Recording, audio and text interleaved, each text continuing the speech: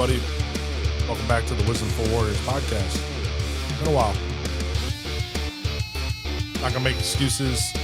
Yeah, I've had some things going on, but ultimately I just didn't have the motivation to record new episodes. I had some guests lined up, things got in the way, people not responding, all these different excuses, honestly. Wasn't following up with people as well as I should have. But I've got some time off right now. Talk about why here in a minute.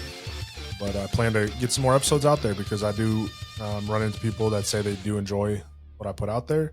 So if they want to hear what I have to say, and it can help anybody, I'm going to keep doing it. So with that, first thing I want to talk about is I have been blessed with partnering with a couple of great companies. First one is Operational Industries, LLC. They are a first responder, Christian-based clothing company. They've got some pretty awesome stuff. I'm wearing this shirt here. Pretty sure this is the Hell's Enemy shirt. One of my favorites. They've got gear like this. Pretty gnarly stuff. Christian first responders. So I'll put the subscription link, the link in the description down below. Use code Paul W, the number 4W, for 15% off your order.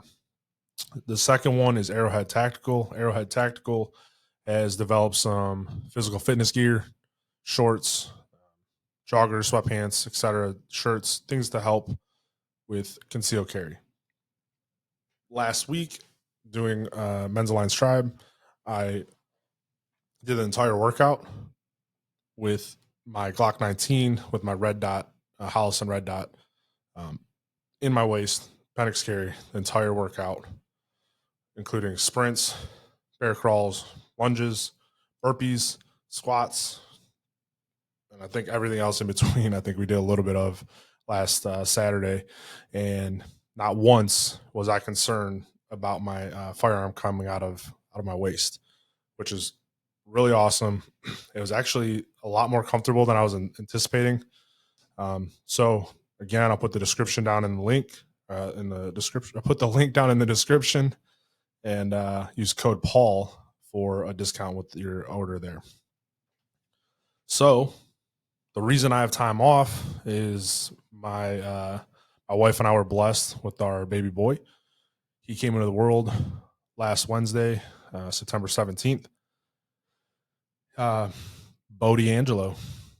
He is a 22.5-inch, 9-pound, 8.6 ounce small child that came out of my wife. I'm going to talk about that experience throughout this episode. So that's kind of where the idea for doing this episode came from. Just kind of talking about fatherhood and what that looks like, should look like, could look like, all these different things. Kind of my own experience as well as a son and as a father. So I was born in Commerce Township, Michigan, which is outside of Detroit. I was told that when I was born, my father ran down to the fountains in downtown Detroit, was dancing around celebrating. It's a pretty funny imagery there. If you're familiar with the fountains downtown. Yeah, my mom and dad were married. I'd have to ask them when they got divorced, but I know it was pretty early on.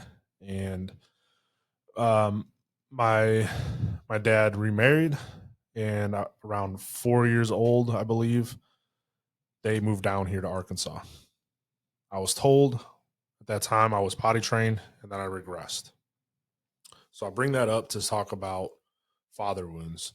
So father wounds, kind of just what it sounds like. There's something that happened with your father over the course of your life that has wounded you. Most of us have them in one way or another. But not everybody realizes it or addresses them. So I think I can only imagine at that age, I felt some kind of abandonment. Um, if I had to guess, right? Like 4 years old, you're old enough to like know obviously who mom and dad are, and then if either of them aren't there anymore, you're gonna realize it. Um, so I think that's where like the first father wound came in. um,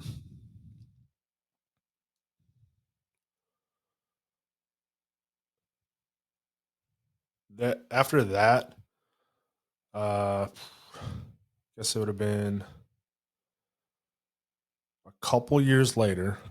My mom remarried to my stepfather, and I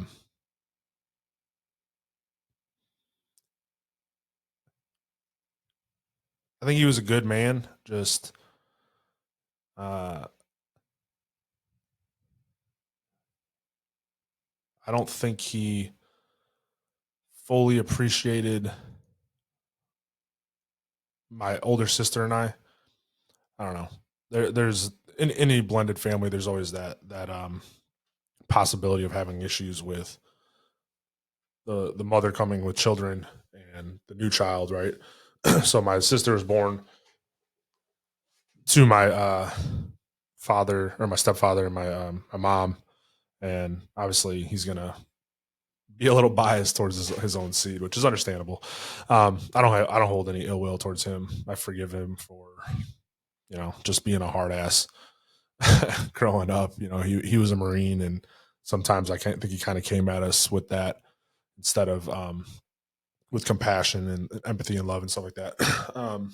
But I do have some rather vivid memories of things like my dad being on the phone, and there'd be arguments.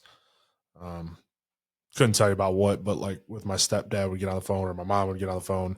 And back then we had corded phones, so they could only go so far, and the phone was in the kitchen, so they'd like try and stretch it out as far as they could. The landing to go down to the basement was right next to the phone, essentially, and um, they could only go so far, and the basement is like our hangout spot. So as it would get heated in a house, you're gonna hear it.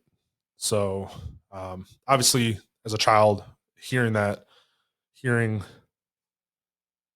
any parent conflict uh, is going to cause some issues, some turmoil, right? So, like even thinking about it now, it kind of hurts my heart a little bit, um, because I'm a kid. I was probably 6, 7 years old at this point.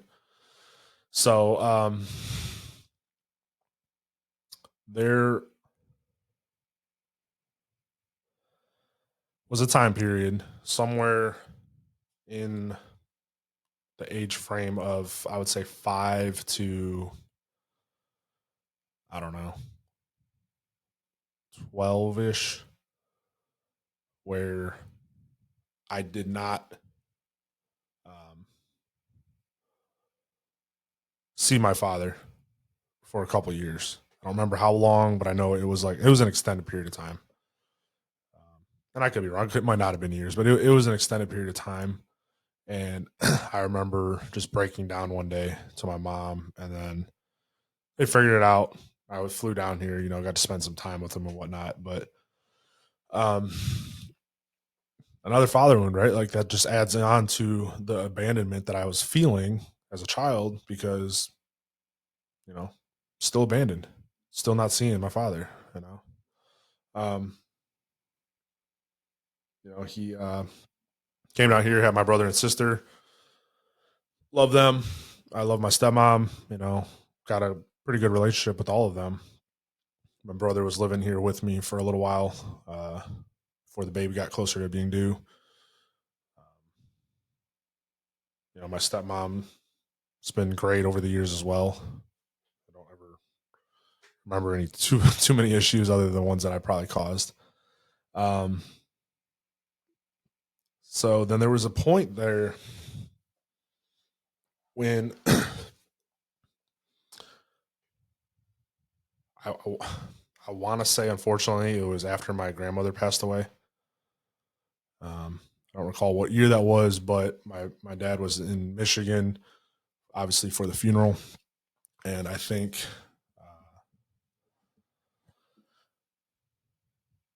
either, I guess I haven't really figured this one out yet, but either somebody called the court system, or it was pinged in the system when he was trying to board a flight. I don't really remember if even that was even a thing back then, but he had a bench warrant for failure to pay child support. So I got to watch him get arrested at the airport, as a youngish child. So again, kind of a traumatic thing. Um, so after that, I kind of hit my teenage years, still visiting. I feel like most summers I visited, and I try to visit. I think they tried to get me down there for like Easter breaks and stuff like that. Um, I remember loving coming down here, but thinking of kind of reflecting about it right now, I I don't have a ton of memories from those trips where it was actually spent with my dad. I remember running around with my cousins, blowing bottle rockets up in each other's pockets and stuff. Thanks, Kyle. Um, Actually, it was an M80. Different story.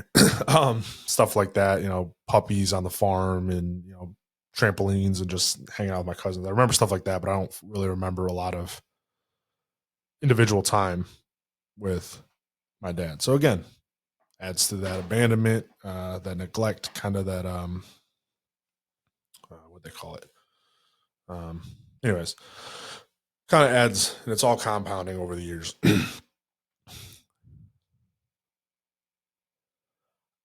I don't definitively know. I don't know if he watches this. Will watch it. He might. Don't know. Um, but I think there's something unresolved within him from his father, who passed away. I think right when I got back from Afghanistan. So he passed away in 2011. I think there's some unresolved stuff there, which I think he's still holding on to today, and something needs to address. This is kind of me getting my stuff out there to address it, and also talk about who I am as a father right now too. So we gotta address these things. You can't just bury them. So another memory before I kind of get into my teenage years. um, I remember a time where, I don't know, it might have been my dad's birthday or Father's Day or something, and my stepmom gave me I think it was like a birthday card type thing, but you could record your voice. It might have been a stuffed animal. I don't really remember. I have a horrible memory. um, but it, you know, record a message, few second message, back then, and my stepmom specifically told me, don't say anything like, "Hey, Dad, I miss you. I love you." And I think I asked why, and it was something like, "Oh, it'll really hurt him if he hears I miss you." You know, well, missed him too. Yeah. So I remember all that. Um, I don't think I had any angst or like any issues or any like hard feelings towards my dad for moving away, like outwardly, and having my brother and sister. I don't remember having any things there. Um, but into my high school years, my teens, I didn't have a father figure. At that point, my mom and stepdad had divorced, and my mom was trying to do the best she could as a single mom. My sister was getting ready to graduate and go off to high school, um, and I had my younger sister, which, for years I was kind of responsible for getting her from school, getting her home, stuff like that. Um, you know, typical big brother stuff. Uh, but I um, don't really know what what happened where, but I didn't have a father figure. My mom was, working, trying to do her thing, and you know, I kind of wild out a lot for years, to the point where I woke up one day and I said I got to get out of here. Um, so I called down here to my stepmom and my dad, and I was like, "Hey, I need to get out of Michigan. I need to leave. I need to, get out of here. Something bad could happen." So I did. That was 2007 after I graduated. So I want to say that was like the end of summer when all that happened, and I got down here pretty quick. Uh, and then I'm living with my dad, right? 17 years old, living with my dad. You think it could be something different, but he was there, but he wasn't there. Um, and then I got to see what my brother and sister have been dealing with. They've had an absent father their entire lives too. Physically, he was there.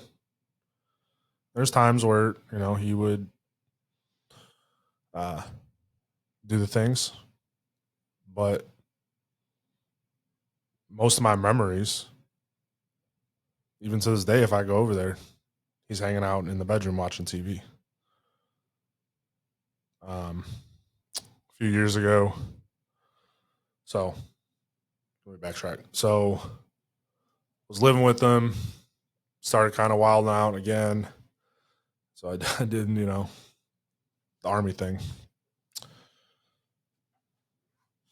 Um,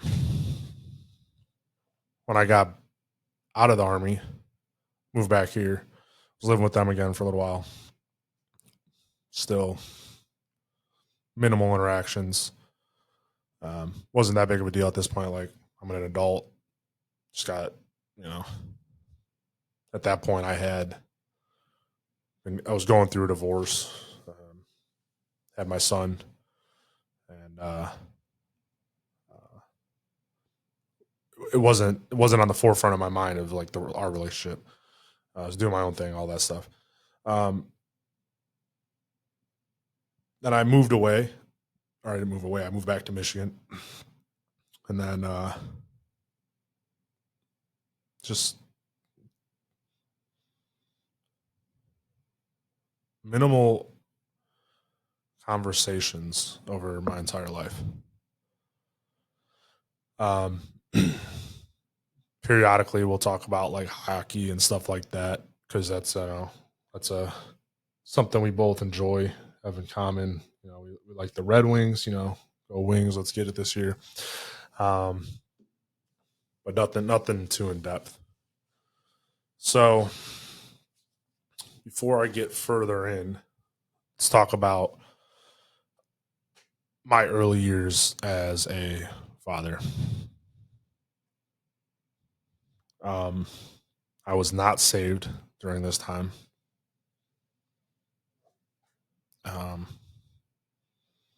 Was young. Let's see, he's 13, so I was 23, or I was about to turn 23 when he was born. He was born in June, turned 23 in July.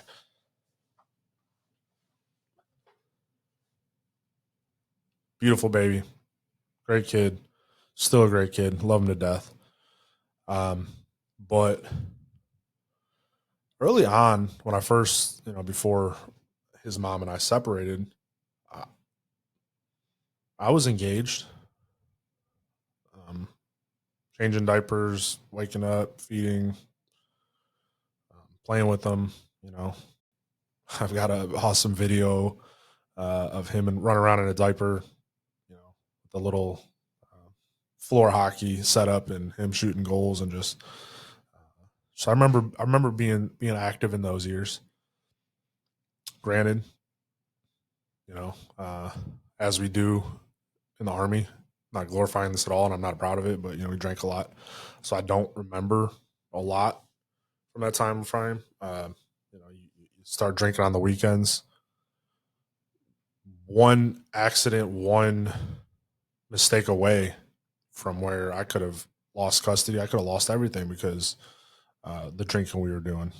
Not just us, but like the couples we hung out with. Again, horrible things that you do in the military on the weekends. You just get the families together and everybody gets hammered. Not good, right? Um, so, by the grace of God, nothing ever happened. No needed midnight ER visit, and I can't drive. I'm drunk. Luckily, again, thank God, nothing like that happened. So then,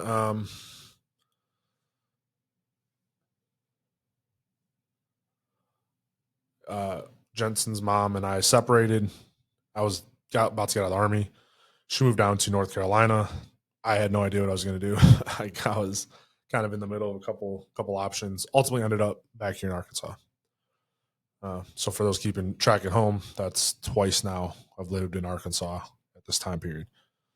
So I moved back here after the army. Uh, his mom had her. His mom had him for a while, and then same thing. Like even um, he'd come to visit. Good. I always remember like just being very active with them during the day. But at this point, thinking back, right, like cell phones were in our hands more often than they were uh, before his mom and I split up. So you got that as distraction. I remember playing some kind of very addicting game where you got to battles and all kinds of stuff going on where it can be time consuming. So I remember doing that and not spending as much time with him. Again, just like thinking about this kind of hurts my heart. Um, Still not saved at this point. Um, so I remember, being present with him physically, but again, just like I had experienced, I wasn't being present mentally, emotionally, everything else that we need as humans. So, I'd put a movie on or whatever, and then I'd sit there and just get on my phone and you know do the things I needed to do when he needed them. So then, fast forward, ended up in Michigan. At this point, he's living with me. Um,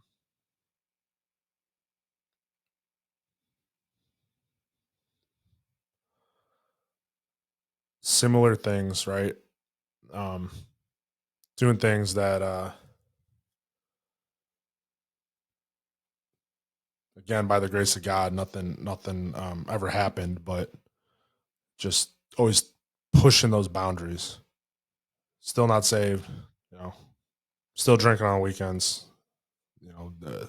I'm a veteran. I got to keep drinking, type of thing that I've talked about before. But he played. Um, he got into. He was doing good in school. Remember going to his spelling bee, got second place. It was really awesome. Proud of him. Great kid. He's always been great in school. Um, then fast forward a little bit further, the COVID thing happens. The world freaks out, shuts down. Um, that was tough for me, coming home and going from a 45-minute commute to like a 15-minute commute. So I didn't even have time to decompress from work. And then I had to go right into a home full of multiple people where I'm the new thing because I've been away.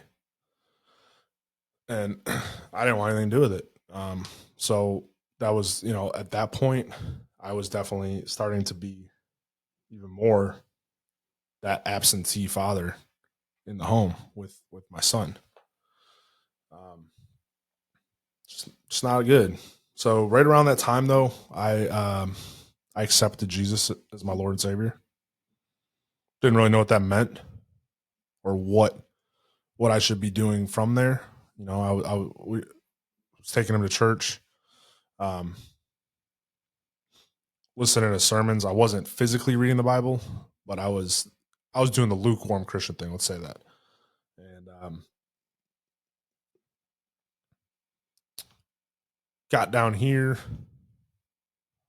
in 2020. Uh, he got to go back to school. Got into sports, so he played soccer, baseball, flag football, basketball, and I was there for all those things. Taking him to practices, taking him to games. A couple years ago, my wife and I coached his team, and God bless you, coaches, especially for rec basketball. That's a whole different thing. But you know, there for those things, but again, at home, I wasn't always putting him first. Let's be honest, I wasn't most of the time putting him first. Um, I, the more I got in the Word, and this is something I didn't know how to say to him, so I said it bluntly, and it really hurt him. And but if you ever watch this, I'm sorry. I know I've apologized for it before, but um, I told him the structure is God, spouse, child, and I think he took that as like he was second class or whatever. And I didn't say it out of like a place of anger. It was just at that time period I was more focused on my new bride than I was my son. And I definitely hurt him there, and I'm well aware of it. Um, then same thing, like there was times where just in general we like to we'll use these excuses like, oh, I don't have time, or oh, I'll do it later, or this, that, whatever, when it could be something quick, right? Like, hey dad, can we go play basketball? I'm like, well, not right now, I got to do XYZ. I didn't have to do XYZ in that moment. I could have taken 15 minutes, played a game of basketball. All right, buddy, I got to get back to it. But I didn't, you know. So that's some of the wounds that I gave him. Um, and I'm sure he had some memories um, prior to 2020 where I was a lot angrier. My PTS um, wasn't really under control. I didn't have Jesus in my life, um, so I was angrier, and I'm sure at times I took it out on him verbally, getting loud, and that's just not okay. Those are things that could have been avoided had I addressed. Not to go off on a tangent about that stuff, but if I had addressed my PTSD, my own things going on, I wouldn't have affected him in those earlier years like I did.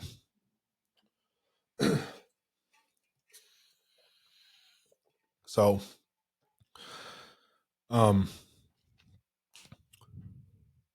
it got to a point, um,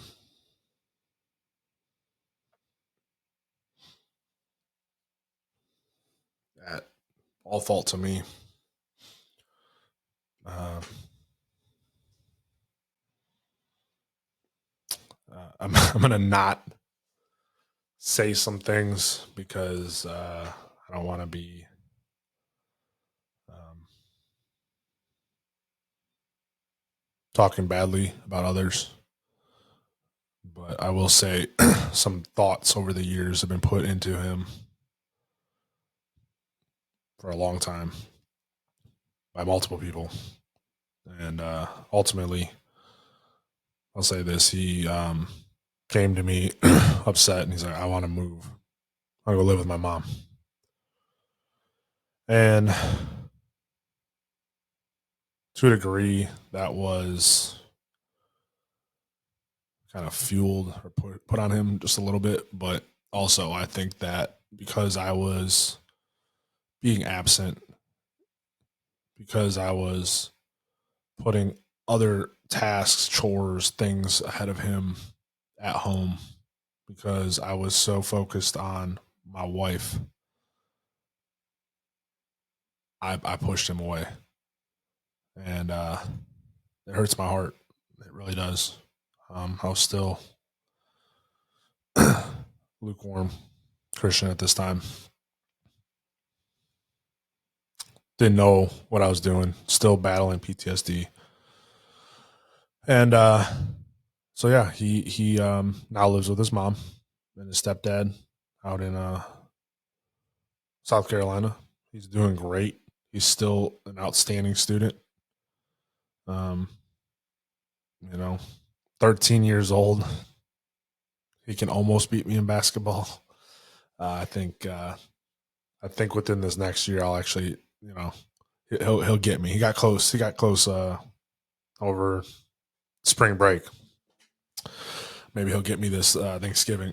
But yeah, he went to live with his mom. And I'll be honest, and I don't say this. I don't think I've ever said this to anybody. There was a kind of a custody battle ish thing going on at that time.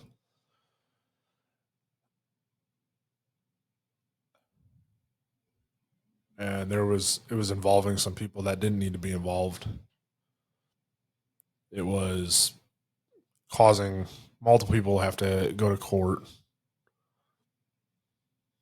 And this was after he told me he wanted to go live with his mom. And not gonna lie, I was a coward. Um, I didn't I didn't put up enough of a fight for him. Again, he's doing great, but I kind of gave up.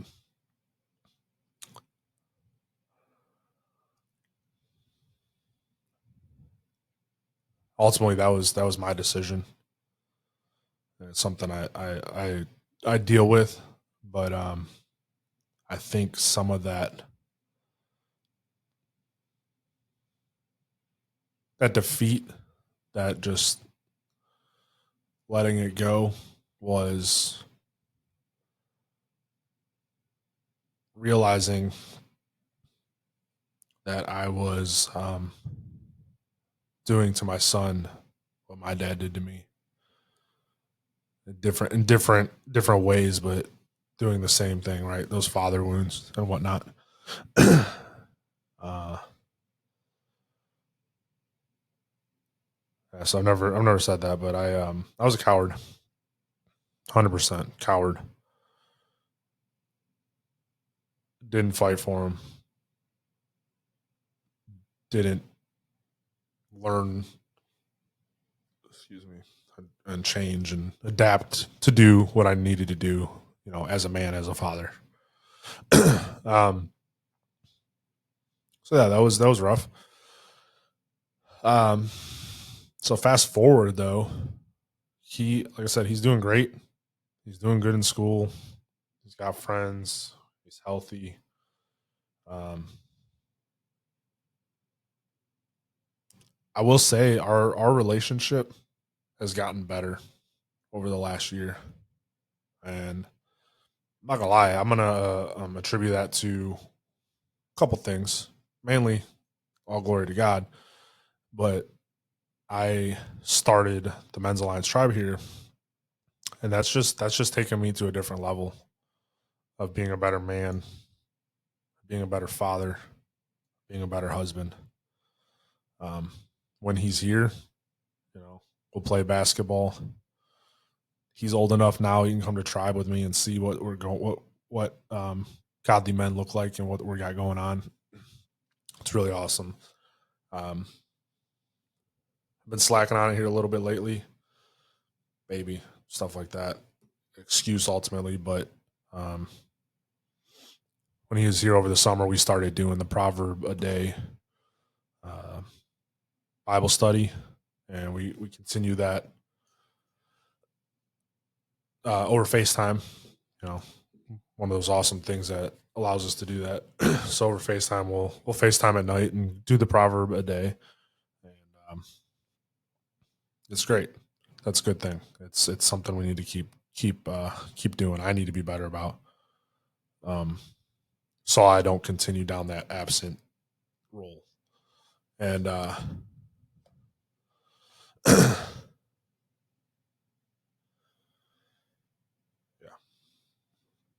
so that's got us pretty much up to current. Um, Obviously, unless you've been living under a rock, uh, you know that Charlie Kirk was assassinated, and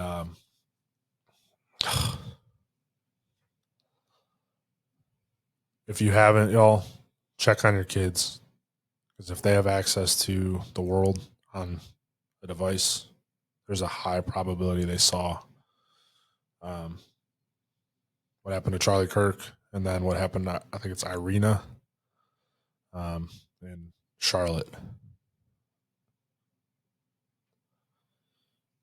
Sure enough, my 13-year-old saw both those videos. I asked him. I outright asked him, like, hey bud, did you see those things? And he said, yeah. And I'm like, I'm sorry. I'm sorry that I didn't do a job of protecting you from those things.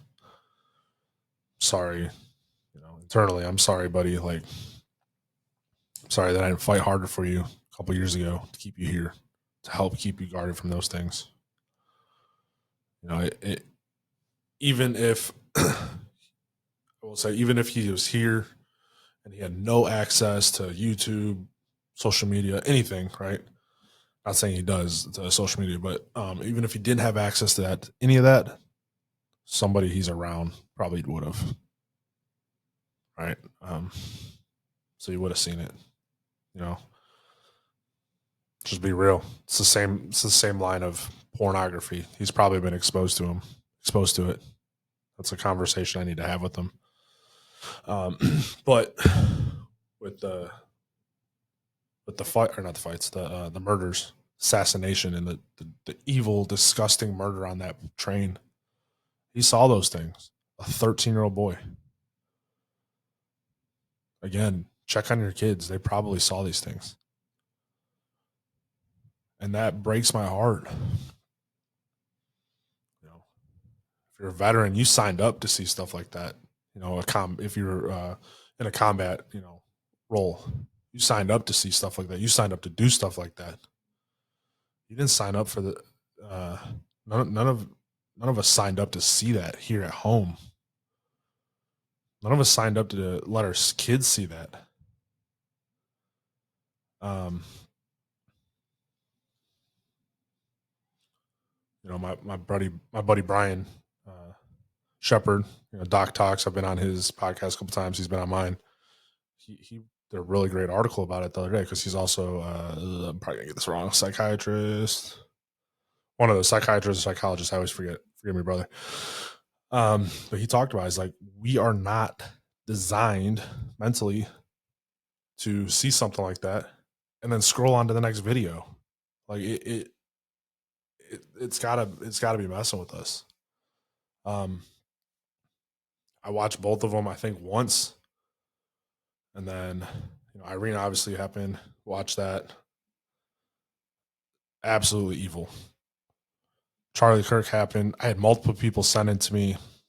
Every other video on social media was it. So I got off social media for a few days because that's going to affect me. I had a baby being born in a couple days. I'm like, I can't can't keep seeing this, right? Um, ironically, today had a guy at the gym, known him for a while now. Wasn't sure if he was saved. I've been trying to get him to come to tribe, everything like that, for a little while. He told me he doesn't have kids. I didn't know that. And he said, thinking about it though, he's like, man, I'm kind of glad I didn't, because trying to raise a kid in this world we live in. And I was like, brother, I had that same thought when my son was born. He's 13 now. I saw the writing on the wall. I wasn't even saved back then, but I could see the downfall of humanity coming. You just see it. It's everywhere. Every time you turn on the news, something bad. But I told him, I was like, all those things are happening, but it doesn't matter, because I know where I'm going. I know where my son's going to go. My wife, right? We're going to be with the Heavenly Father to the side of the throne with Jesus Christ. That's where we're going. I know that. That gives you comfort. I have comfort in that. So even though all these evil things are happening around us, because they have to by design, because what that good book says, it's happening, right? We're in the signs of the times. But I told him, I was like, it doesn't matter. And then ultimately, really cool. Again, didn't expect this, didn't know. He told me that he had talked to his brother, basically said, I don't know, like, this is the things I do every day. Am I good? Basically, am I saved? And yeah, he was saved, and it was pretty cool. But we've got all these crazy things going on, and yeah, it is hard as a father to protect our our kids, our wives, our families from these things. But the best way we can prepare them is in God, in Jesus.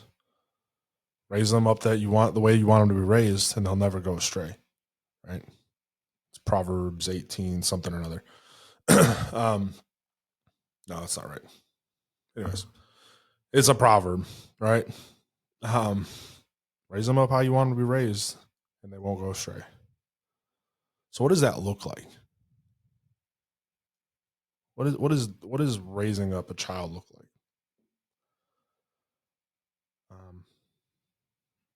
God's kind of giving me a second chance with that. I'm gonna talk about that here. Just kind of switch gears now about what I experienced. Before I do that, thinking about it, like from a warrior standpoint, right? We got to raise them the way God intends us to, because Jesus is the ultimate warrior, and He's going to come back with a vengeance. So we got to raise them in Jesus to prepare them for Jesus. Anyways, you think about over time, like even the Spartans, right? Those crazy SOBs, if their elders saw a child that they didn't think was going to make it or wasn't going to be strong, they literally discarded the child. It's crazy, right? I was reading about that earlier, but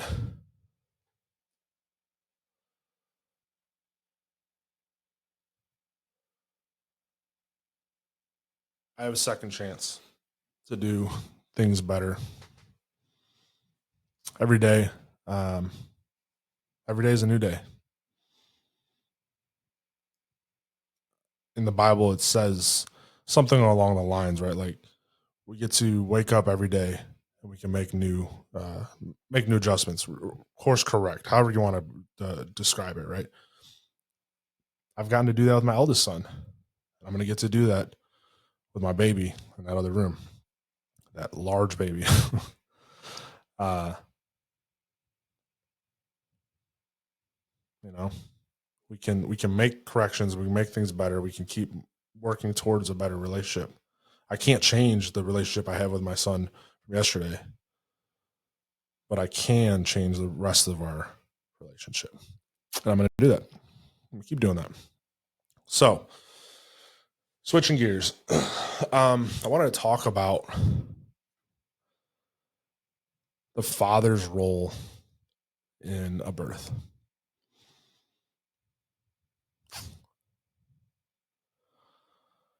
Um, so my beautiful bride, she's one of the strongest human beings I know, physically, mentally, spiritually, just a warrior. Wanted to have a home birth. Don't really care your thoughts about it. This is what she wanted. She's she has her doctorate. Um, I'm not saying this to boast or be prideful towards her for her, but she has her doctorate in exercise physiology. She did a lot of studies with women, pregnant women, and stuff like that through Children's Hospital, all these different things, um, to get her degree, the postdoc, doctor fellowship, all these things, right? So I say that to say she's a researcher as well. So when she researches something and she brings it to me, I know she's already done the research. So I'm gonna 9 times out of 10, I say okay, and um, so she wanted to do a home birth. Okay, I think you're strong enough to do it. So we posture towards that. So what does that look like? That looks like you need a midwife. So a midwife is essentially um, like the nurse or the OBGYN, but at home when you do a home birth. There are hospitals and birthing areas where you can have a midwife. I'm pretty sure, other than a uh, like an OBGYN. So we got a midwife. She found her through research studies she's done with doulas, brought her to this midwife.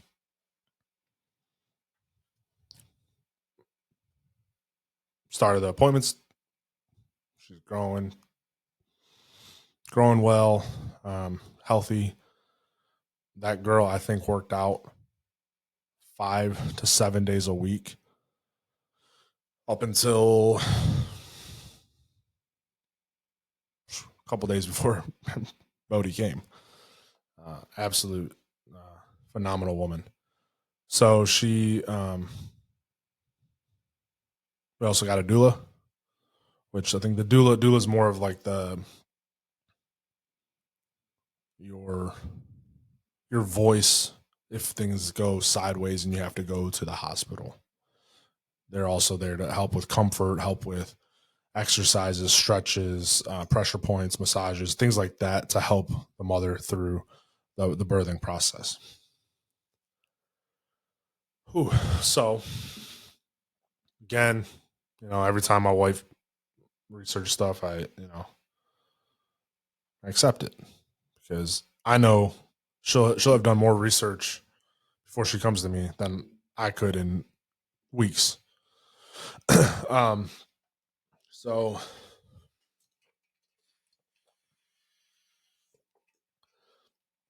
19 days out from the due date, we get an email from the midwife that she has to release us from her care and that we can't use her anymore. Something happened. Not going to go into details. She's not allowed to be a midwife at the time. Holy crap. 19 days to go. Literally, we're in the final 2 minutes. So we're scrambling. It was such a hopeless feeling. It's not like, okay, your OB's on vacation that week. You just, the next one in line that's on duty that day is going to deliver the baby. That's not how it works with a home birth, right? So we're scrambling. There's only so many of them in the state of Arkansas. And some of them are kind of far away where it might not be ideal for them to take us under their care. Ultimately, she found this woman phenomenal. She's been doing it 40 years, delivered almost 1,500 babies, already had a big caseload, but like all the other midwives in the area, they were kind of taking on our previous midwives' clients or patients in the wake of what happened. So everybody's calling this lady. She accepted us. She's like, you want to have a home birth? I'm gonna help you have a home birth. Awesome. Um,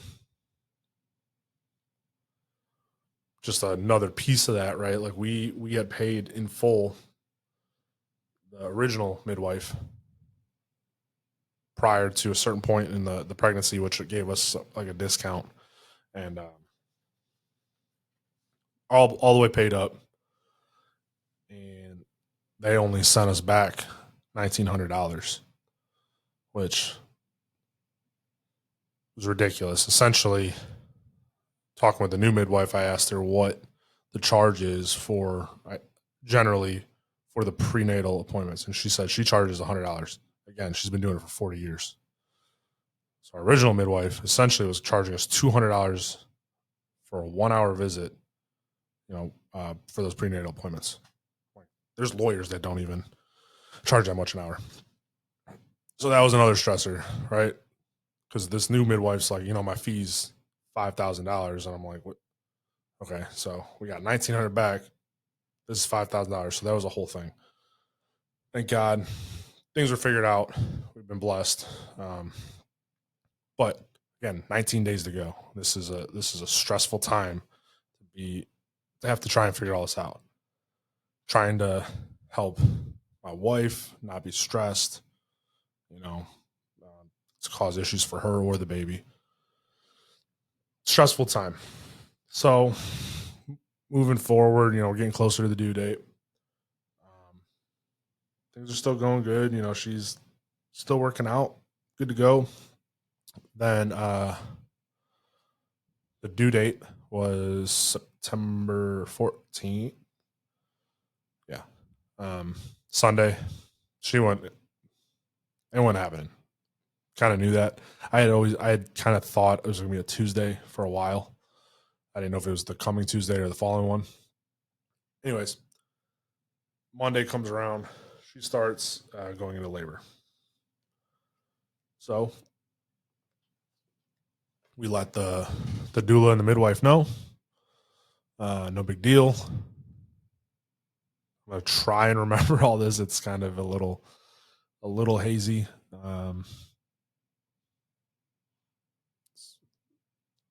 Lack of sleep and all that with the newborn. But so Monday she went into labor around 8 o'clock at night.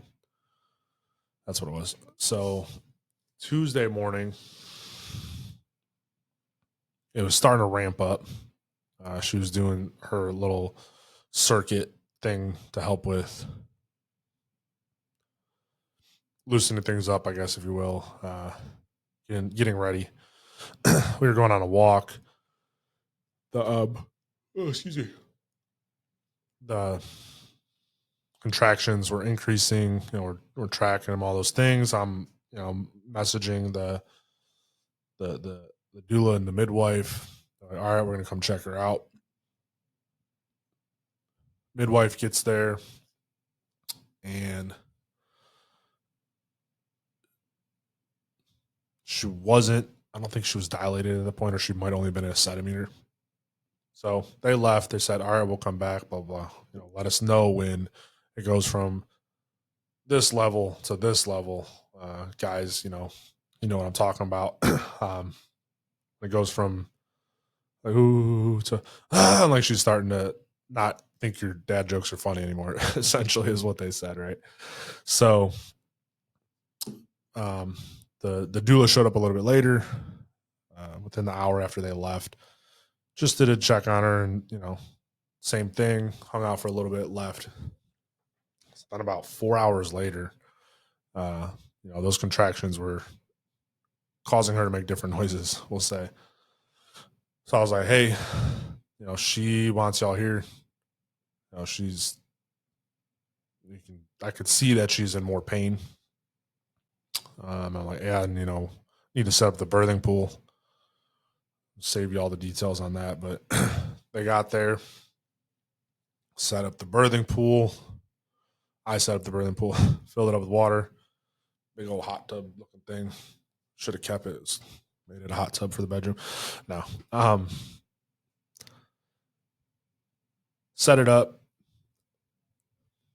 and she was hurting a lot.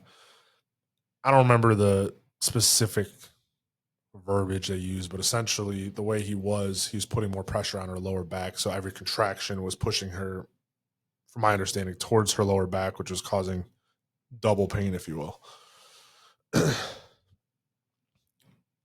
Man, that's another one of those really helpless feelings as a man. You know, by nature, I want to take all the pain and worry and anxiety and stress and everything I can from my loved ones. I don't want them to suffer. I don't want them to be in pain. If I can take it, I'm going to take it. And this is one of those things. There's nothing I can do. There's nothing I can do. I can say, "Hey, you're doing good." I can give her affirmations. I can massage, stuff like that. But that's still not taking away what's happening. So I want to say everybody got there around 4 or 5, something like that. Still wasn't very dilated, even though the intensity was going up with the contractions. So the midwife and her little team went to dinner, came back, and still not a lot of movement.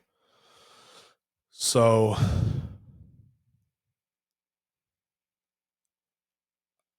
I'll say this: my wife was pretty adamant going into this in the months prior that she said, "Do not let me go to the hospital."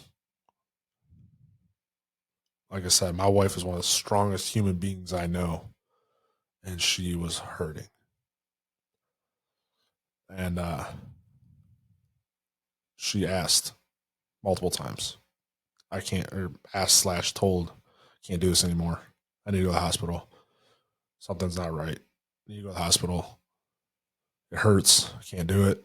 Me and the doula doing based off of her wishes, tried to comfort her, and that's again just like a really horrible feeling,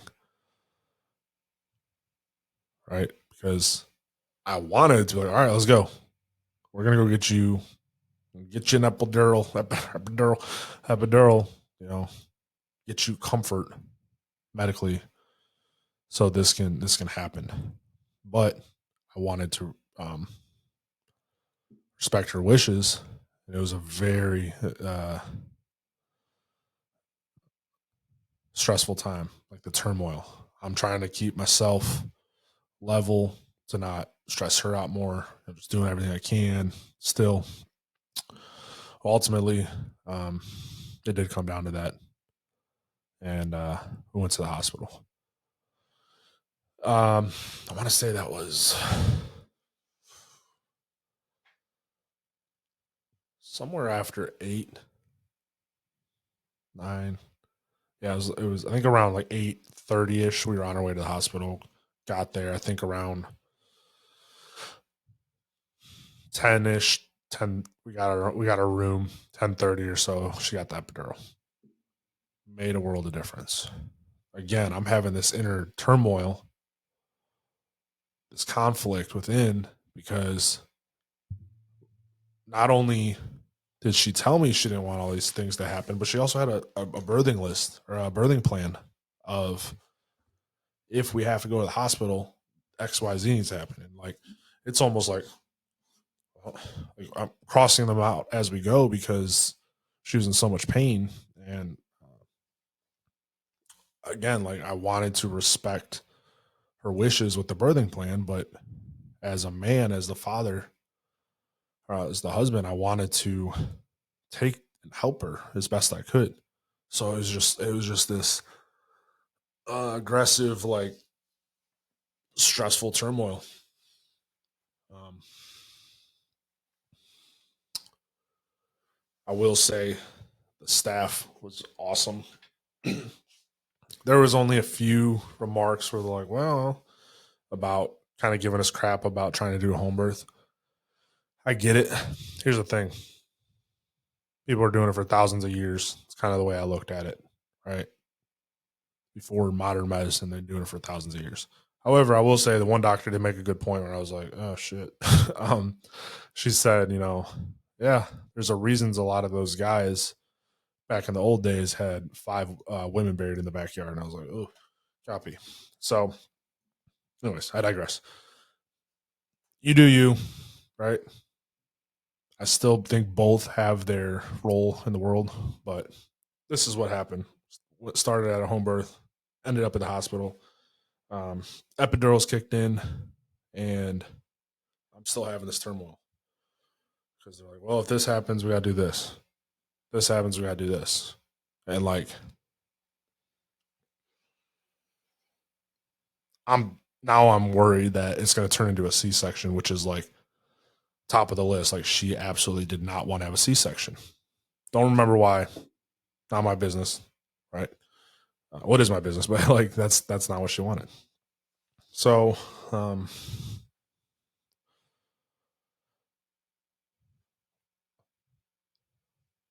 they let her labor throughout the night. Epidural helped tremendously. Not a big issue. They did talk us into some things that we, again, originally on the birthing plan said no. And it's kind of like an inner turmoil I'm still having about that. Like, did I not advocate well enough for her? We've talked about it since, and I think she's good with it, but it's still like, I feel like I failed her. I feel like I failed her at this point in the night. I feel like I failed her because I didn't keep her at home to have the home birth like she wanted. That I was failing her at the hospital, going off script from the birth plan. So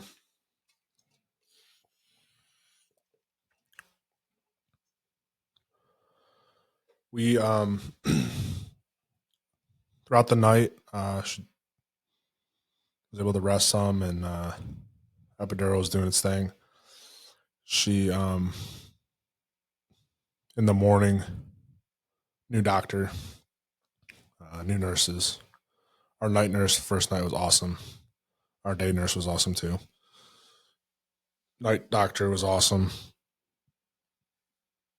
Not a big thing there, but morning, new doctor. Again, couple remarks and like, you know,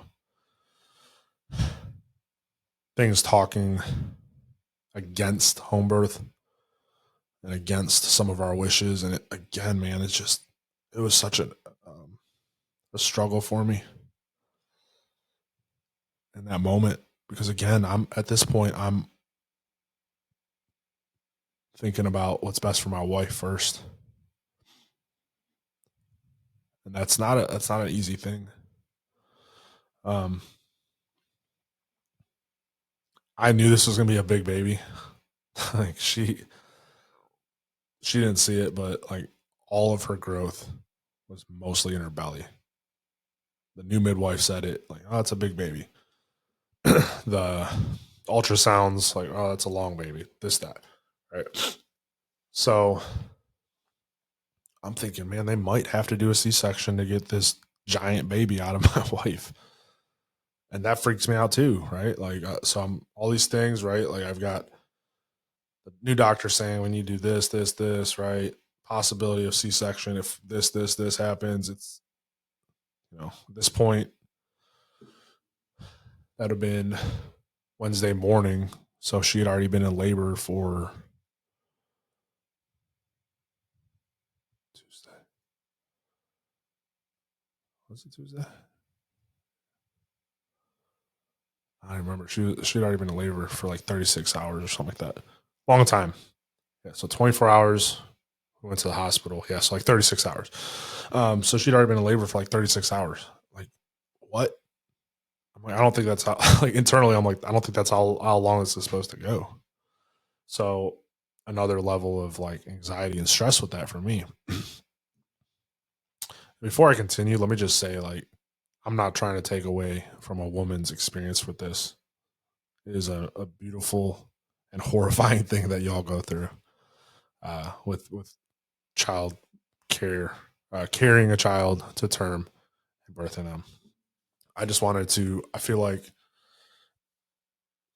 you never hear about the dad side of things that are there. So let me say that. Just love you, ladies, but I'm just throwing my side out there. So 36 hours in, the doctor's like, well, we should probably start pushing Pitocin. Again, another one of those buzzwords where I'm like, nope, not doing that. And then it was kind of that if we don't do this, it's going to end up at the C-section type of things. And um, it sucks, man. Like, I had to start doing it. So, um, pushing that, I think it was the doctor originally was like, yeah, we'll start pushing it. And you should have a baby by lunch. Wasn't quite happening. Just keep fast forwarding. Um, it's probably around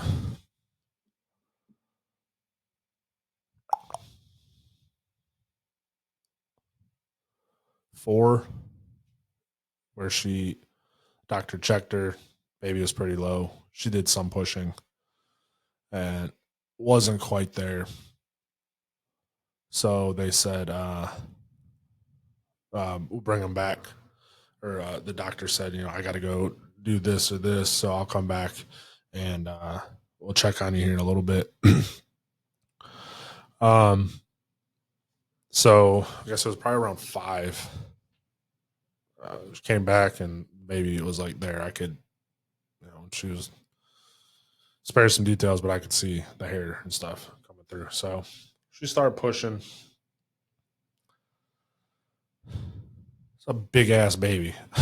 Sorry, it's a big baby. Um, didn't fully grasp how big he was. I knew he was gonna be big, but like you don't think about it till you're there in the moment. Anyways, um, so again, one of the things on the birthing plan was for the baby to immediately go to mom's chest. Like I would announce the sex. We didn't know what we were having, by the way. I would announce the sex, hand him off to my bride. We would let the umbilical cord drain. I would cut it. They wouldn't clean them off. Again, one of those things that by God's design, the the the stuff, we'll call it the stuff that's on the baby when they come out, is actually good for them at, in the transfer stage into uh, adapting to the world, if you will. So, um, all that in mind, baby started coming out. Umbilical cord was around the neck.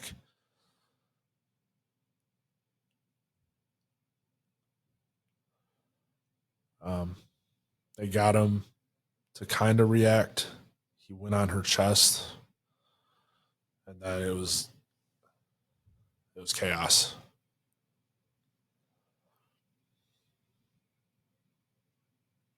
Uh, he wasn't responsive enough, and they were worried. And they had told us this before we got like to the pushing part. Like if he's not crying or something, we've got to have some intervention. And I will say at this point, this when we were being told that by like the baby nurse, that is the one medical provider, medical care personnel through that whole experience where I was like really close to telling you get up out of here, find me somebody else because she was just had an attitude. I think she had a huge opinion about like home births, whatever it was, but she was not did not have great bedside manner through this experience. So yeah, so umbilical cord around the neck. They got it off the neck pretty quick, obviously, and then he's on my bride's uh, chest, and he was limp. He wasn't responding the way he needed to. He was he was kind of purple, if I remember. It all happened so fast. So they're like, we need to take him. Let them take him. Like they were sternly telling my wife this, and I'm like, but again, thinking about the birth plan, how not the way it was supposed to go, not the way we intended it for it to go. So I went over there with him. They had to manually suck some stuff out of his throat. I forget what it's called, perconium, something weird. All these words, I don't know. I'm dumb. So he they got that out, completely wiped him off, which again was one of those things where it's like can't win. So I was just through this whole thing. I'm feeling like a failure because I didn't feel like I was advocating well enough for my wife and what her desires were through all this. Simultaneously, my wife is bleeding excessively.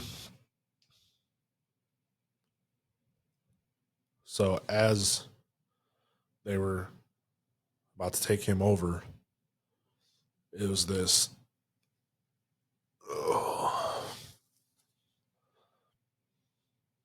Who do I stay with, my wife or go with my son? Not a great feeling at all. And my wife very firmly told me to go with the baby, so I did. So they got the fluid out of his lungs. They got him moving and grooving the way he needed to, and I was able to carry him back to Brittany, and so Bodie was good. Mama was still bleeding, so Bodie was good. Mama didn't realize. I don't think she did to a degree. We've talked about it since, but like she was bleeding pretty bad. So now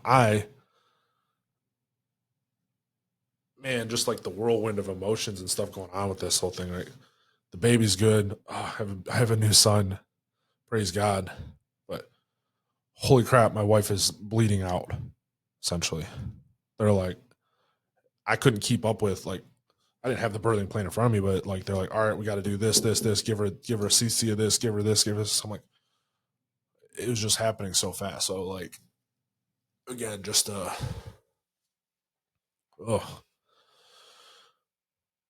a whirlwind.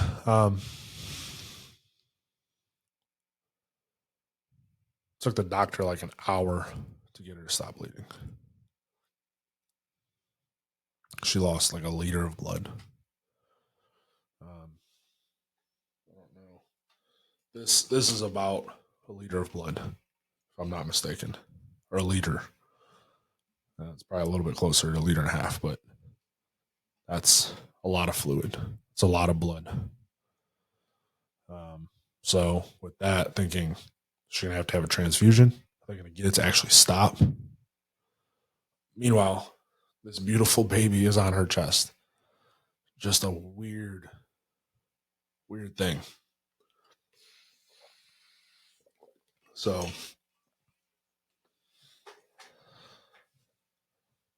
ultimately, they got the bleeding to stop. We had to spend an extra night in the hospital to make sure she was still good. We have a beautiful baby boy. It didn't go at all uh, as we had it planned, but I think to a degree that was a lesson. Like, hey, like God's like, hey, bro, it's not up to you. It's my plan. God wanted us at that hospital to have that baby. Because thinking about it, especially with the original midwife, I think I would have lost both of them if that happened at home. knowing what I know, I think I'd have lost my wife and my baby, or one or the other, or it could have been, I don't know, just it could have been bad. Even with the new midwife, I have that I could have lost them. Not as much as with the original midwife, but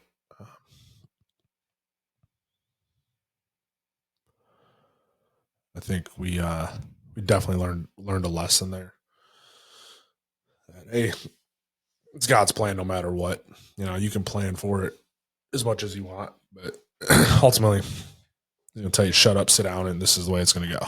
Right? That's what he did. Um, so I just wanted to put that out there, tell this story, um, because I don't think there's enough emphasis on the father's role in all of this. Again, I'm not trying to take away from the mothers. You guys are freaking rock stars. My wife is amazing. What she's doing and watching her and just watching her from uh, conception to reception. Right, we received that baby. uh, she's been awesome. She's doing great with the baby, learning. We're tired, but she's doing great. I'm not trying to take away from your role. What I'm saying is, I don't think there's enough on us, and probably to a degree, it's a lot of just the way society is. Like, oh, you're a man, you know, you're tough. Yeah, sure, I'm tough, but I'm not. I'm not a statue. I have feelings, right? Like I said, I almost um, there for a while. I thought I was going to lose them both. For a few minutes, I thought I was going to lose them both, and then for another hour while she was bleeding, I thought I might still lose her. Uh, so it's a scary thing, and so that's a big reason why I wanted to do this episode, just kind of talking about fatherhood and all that. But um, understandably, you know, everybody's like, "Hey, how's mama doing? How's the baby doing?" Like, yo, I almost lost my entire family in one cent, like one split thing. And obviously, most people don't know that, and they won't know that unless they hear us tell it, or maybe they watch this. But like, everybody's like, "Oh, hey, how's the baby doing? How's this?" And like to this day, we're what? Like, what's today? Day 5 of having the baby. Little Bodie, Bobo, and I've had like one or two people ask me how I'm doing, and one, it was kind of led by the discussion that I was having. Kind of like, "Hey, yeah, you know, people don't." And I was just saying it. I wasn't saying what I was saying to get a reaction, but I was saying, you know, hey, I don't think people, you know, recognize the fathers enough in this role, especially the ones that stick around that are there. You know, there's a father issue in society, especially in America, where most of them aren't there at birth, or like I talked about earlier on, you know, not physically or not present in the moments growing up. So yeah, it's been a weird couple of days where I'm like, man, like I love my wife and I've been like cheering her on this whole time, but I'm like, man, like I don't think people realize. And again, it's nobody's fault. Like, excuse me, they didn't know what she went through, what the baby went through, what anything like that. But even the ones that did, like, they're still not like, well, you know, how's Paul? Like, Paul's traumatized, yo. Like, thank God we're home and we're healthy and we're okay. But uh, I think we need to,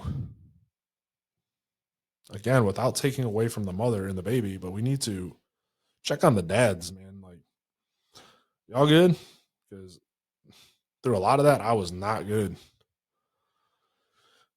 From being at home to watching my wife bleed out with our newborn baby on there, like a lot of the process through that, I was not okay. You know, I was putting on that tough. tough dad, strong husband mask. But internally, I was kind of freaking out.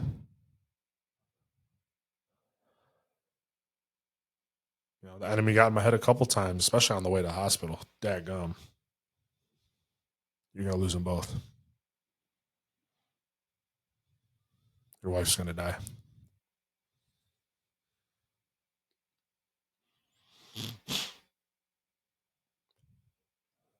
The enemy's good in those situations at doing what he does. But we prayed, been praying this whole way through, and you know, prayed for a healthy baby, healthy mama, and we learned our lesson. Like, hey, do it his way. But yeah. So I wanted to again just kind of put that out there, guys. If you're a father, a present father, a father that was there from the jump, um,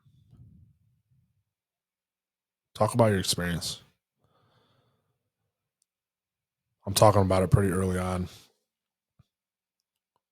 Talk about your experience. Tell somebody. 'Cause all of our experiences are different. Some people like, yeah, by the time I got there, the baby was already out. Well, dadgum, like that's cool. Um, some like, yeah, C-section. I saw the organs, all this stuff, right? Like I've heard all different variations of father's roles from the birth. But talk about it. Talk about it with your wife, right? The mother of that that seed that almost killed them, right? Like talk about it with them because I think it's good. It's good to talk, right? The communication is good. So we're tired, you know. Uh, it's been 13 years since I've done this. She's brand new learning. She's doing amazing. She's doing so great. But we're tired. We're excited. Um, just watching him progress day by day. Um, looking towards the future. Not having fear this time around like I did with my first son, where I had to fear and worry about raising a child in this evil world, this evil, crazy world that we live in. Fast forward 13 years later, now it's worse. But I'm at peace. Got some of the baby on me. Um, I'm at peace. I know where we're going. Do you know where you're going? That's okay if you don't. I didn't. I didn't until what? What are we at? 25? 6 years ago. That's okay. But I urge you to start asking questions.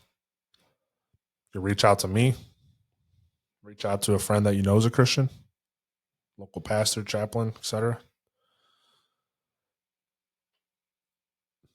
Ask questions. Figure it out. That's what I did. Keep learning. Keep growing. The answers are there. Answers.